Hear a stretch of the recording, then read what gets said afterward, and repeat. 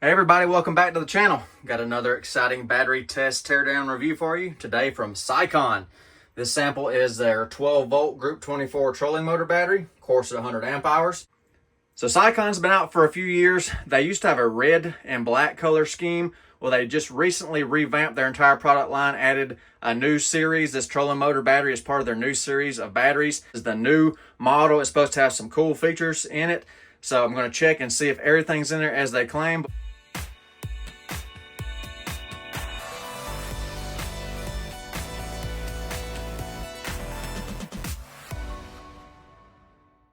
What you get, of course, you get the battery, you get 2 sets of terminal bolts with protective caps, a very good user manual with all your specifications. So let me get it hooked up on the capacity rig, start pulling the battery down to see if you're going to get your money's worth capacity-wise out of this battery. So I did the bulk of the charging on solar, did the final top off from 14.4 to 14.6, which is very minuscule, just took a minute to get it up to fully topped off. So I'll disconnect charging means now, and then clear out the energy meter, and I'll begin the capacity test. So the Siekon is on the capacity test rig, aka my alpha inverter, real life capacity test. Pull it down to the inverter shut off. So 14.34 volts with the battery resting after it's charged. You can see, I'll show you the wires as always, nothing hidden. Just regular run the mill setup. Same thing I always do. So I'll power up the inverter now, put a load to it, and see what kind of capacity the Siekon has. So just began the capacity test. About a 350 watt load, roughly 26 amps. That'll change slightly. I'm charging a portable power station with this Siekon battery from the alpha inverter. And while the battery's still kind of fresh, I'm gonna go ahead and hit it with a decent sized load. See what it can do. All right, that should make it sing a little bit right there. Oh yeah. 109 amps, 1350 watts, which is over its rating. I'll let it pull there for just a minute. It may affect the capacity just a little bit, but lithium cells shouldn't be affected too much by a little bit harder discharge. Not like lead acid. Lithium can take a beating. Run like this for about 5 minutes and make sure the battery has no trouble with that. All right, that's enough of that. So let me bump it back down. Let's do a little different. Do a little bit different. I'm gonna put about 500 watts. There we go. About 45 amps. Let's see what it's made of. Do a little different. Ain't gonna show it no mercy. Check this out right here. Low temperature protection charging, -15. So I don't know why they're gonna allow the battery to charge at -15 C. And then for low temperature protection on the discharge, we just got a dash right here. So does it not have low temp protection discharge? Guess I'll find out in a few minutes. And a unique feature I'm curious to see when I get to the teardown portion of this video is the transient voltage suppressors that are in this battery. This trolling motor battery is supposed to have TVS diodes and stuff in it. So that's pretty interesting. And the user manual also specifies a recommended charge current of 20 amps and discharge of 20. That's a 0.2 C. Manufacturers recommend this to get more cycle life out of the battery. The slower you charge and discharge the lithium iron phosphate cells, the easier it is on them, and that helps you achieve your cycle rating or the manufacturer cycle rating. They rate this one at 5,000 cycles at a 0.5 C. And one more big hit on the battery, then I'll turn it back down for the slow pull for the capacity test. Last battery I tested at this similar amperage was at 12.5 volts. The Siekon is at 12.64 volts right at a 75 amp load. So I think we got a pretty good BMS and decent wires in this unit, but time will tell. And then take the big load back off, back down just the slow pull.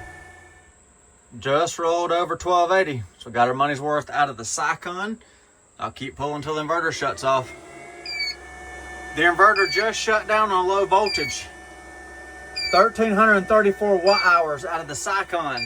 That's over 104 amp hours on an inverter. Wow, very impressive. Well, it passed the capacity test with flying colors. So now time for the teardown. See what the internal build quality looks like. Fully intact. Not for long. Left this much of the seal intact. Same thing I always do. We'll look at it at the same time together. So I'll finish pulling this cover off. Let's see what we got going on. Is that a name brand Daly BMS? So it is in fact a Daly BMS. You know, very common, good quality BMS. I like to see that they're actually using a commercially available BMS, so down the road, if you're out of warranty period or something, you could do a direct replacement with an off-the-shelf BMS, which is nice. This one's got temperature sensing capabilities right there with our negative temperature coefficient sensors and wire size, the daily BMS. It's got a 6 gauge on the negative. That's just how the BMS is configured. That's 200-degree jacketed, by the way. And then we got a number 4 on the positive, but it's only a 105-degree jacketed wire right there. So that's the reason for the number 4 here and the number 6 here. But that is sufficient. And as you can see from the testing, it didn't have too bad of a voltage drop even under big loads. So I will disassemble this battery further. We'll take a closer look at it. Before I move the lid, I wanted to show you their setup. It does in fact have transient voltage suppression right here. That is the reason behind this wire you may have noticed connected between the negative and the positive. That is our TVS diode. I will go over this further in just a moment. Looks great, especially after some of the other ones I've worked with. Look how everything's nice and neat in there. It's all anchored down. It's got nice organization to it. Good cell separator material. It's using high density foam instead of the tacky fish paper style. The cells appear to be Eve cells. Everything is pristine, clean, not a speck of dirt or anything in here. Just look at that. That is a well-made pack. Look at all the high density foam on this pack right here. There's foam everywhere. We aren't using tie band compression or metal compression, but the way this thing was wedged in the case, the high density foam plus the tape is keeping everything compression because it was just wedged in that case extremely tight. So they're using part of the plastic casing to help hold everything under compression. You know, if it takes a hit on the side, there's foam to protect everything everywhere, even the top of the BMS. You can see they're pushing the BMS down with the top cover. You can see the indentation marks right there. And of course, you saw the protective caps on the internal positive and negative connections right there, which is nice to see. The daily BMS is glued down to this epoxy board cover on top of the cell, so there's no rubbing can take place right there. And another thing on the daily BMS, they even got the balance leads glued down with an adhesive so you won't have any problems with it vibrating or coming loose. Great welds, everything's tight, hydraulic crimps on everything. Yeah, very nice battery. I'll go ahead and pull the temperature sensor out right here, the thermal sensor. So it's right there on top of the cells, glued down. I'm gonna clean all that off. We'll do the high temp test first. High temp test first. The battery is charging. I'm gonna hit this temperature sensor with high temp, and we'll see if it cuts off for high temp protection on the cells.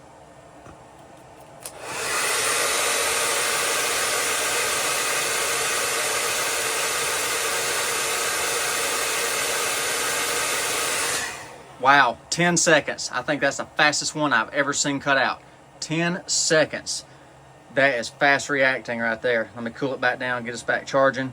Wow, that surprised me. Boom, right back to charging. Nice.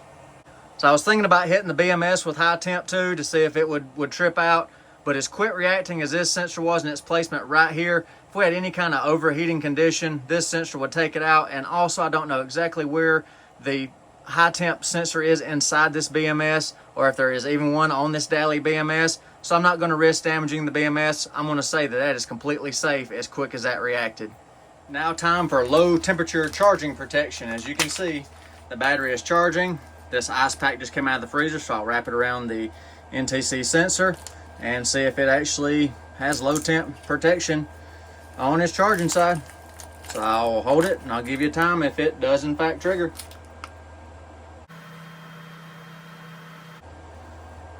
Okay, that's been 2 minutes. We did not get anything. Let me reposition the sensor, make sure it's contacting everything properly, which it should be, but I'll reposition anyhow.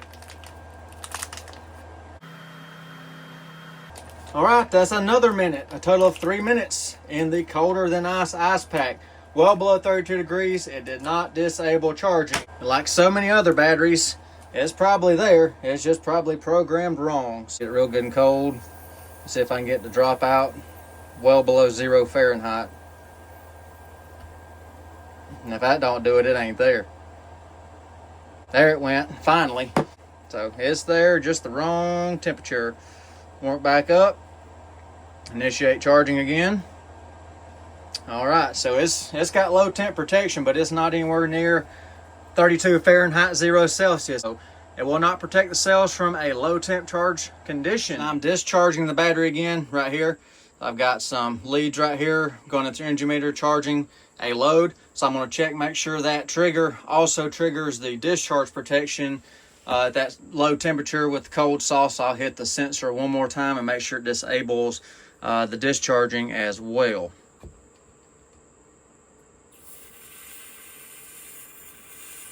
You should see this drop out.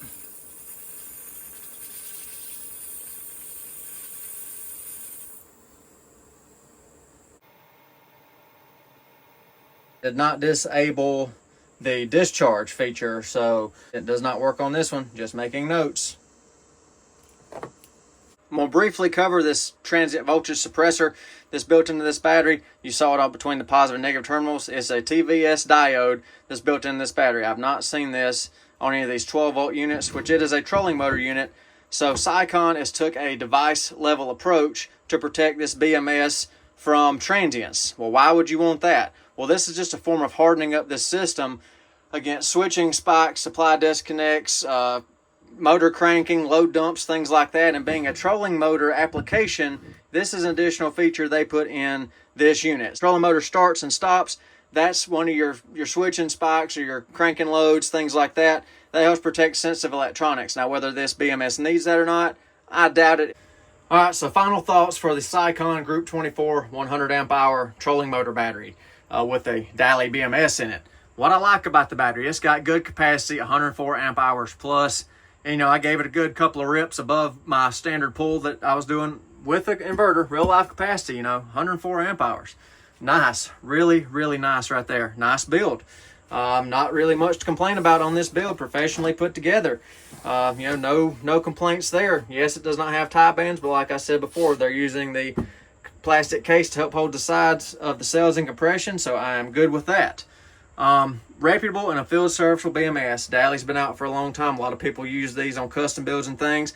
Like I said, if you're out of warranty and this thing ever dropped out on you, look, just 2 wires and balanced lead and sensor, just swap the BMS out, bam, you're back up in business. I like seeing that one that you can buy off the shelf from Amazon or other vendors and not having to wait for weeks and months to get it. You can get this very quick and very easy.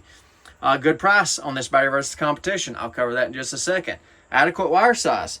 Yes, you know, this is pretty good for a 100 amp rated battery, 100 amp BMS, you know, decent wire size. So I'm good with that. Transient voltage suppression. Yes, first I have seen this in the small little batteries, the 12 volt batteries. So I liked seeing that. That's a very nice feature to have. I hope more manufacturers start including this in their product. I'll cover some more on this in upcoming videos as well. And the fastest high temp cutoff ever. I don't know if you realize that or not from watching my videos, but this high temp cutoff was almost instant.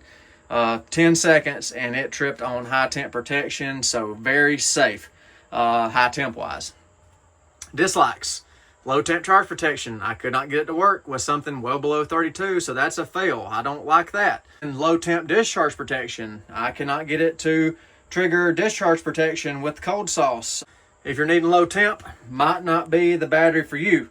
At time of filming, this is $229.99 on Amazon. Is it worth that? As far as the quality and capacity, I believe it is.